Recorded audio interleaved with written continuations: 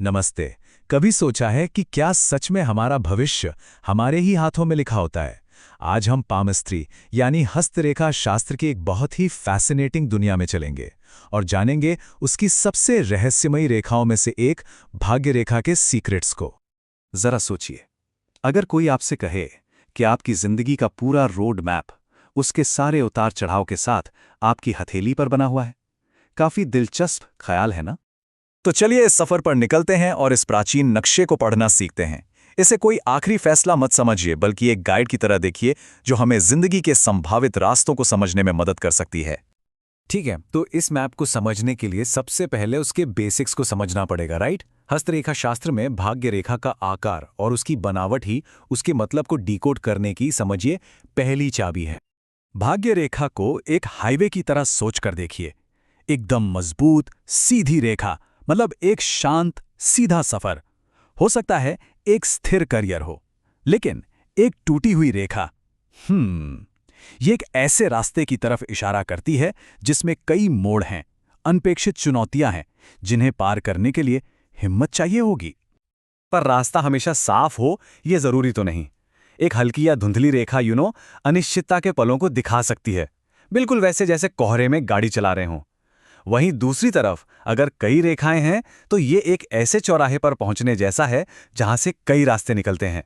मतलब ढेर सारा टैलेंट और मौके, पर साथ ही बड़े फैसले लेने की संभावना भी।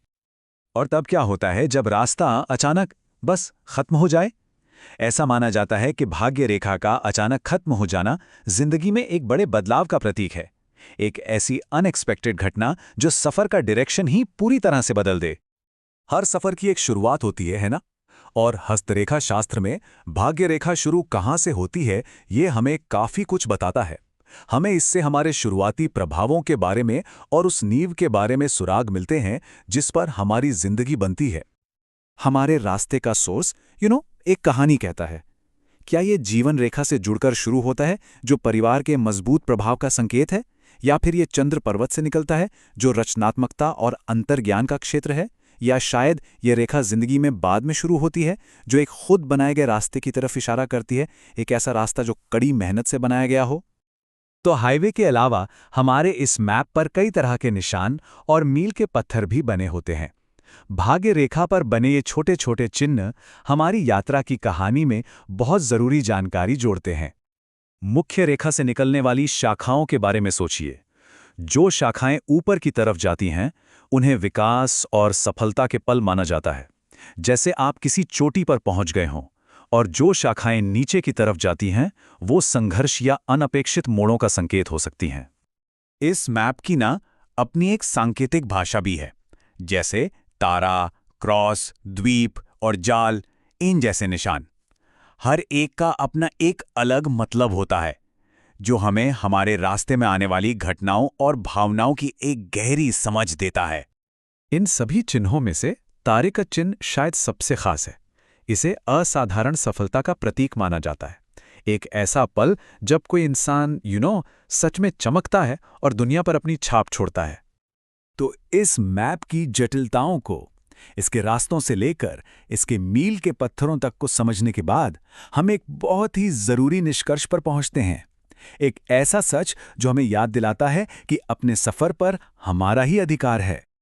एक मिनट, सावधानी, ये शब्द एक शक्तिशाली रिमाइंडर है कि हस्तरेखा शास्त्र भले ही एक आकर्षक नजरिया पेश करता है, पर यह कोई आखिरी फैसला नहीं है। और यही इसका सबसे जरूरी संदेश छिपा है। रेखाएं वो एक झुकाव या कुछ हालात का सुझाव दे सकती हैं, लेकिन वो कोई आखिरी फैसला नहीं सुनाती।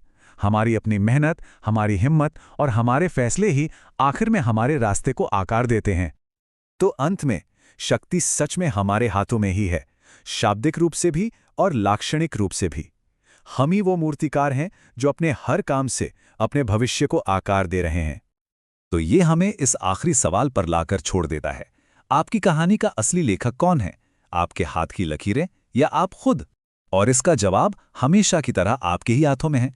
भाग्य रेखा की इस दिलचस्प खोज में हमारे साथ जुड़ने के लिए बहुत बहुत शुक्रिया।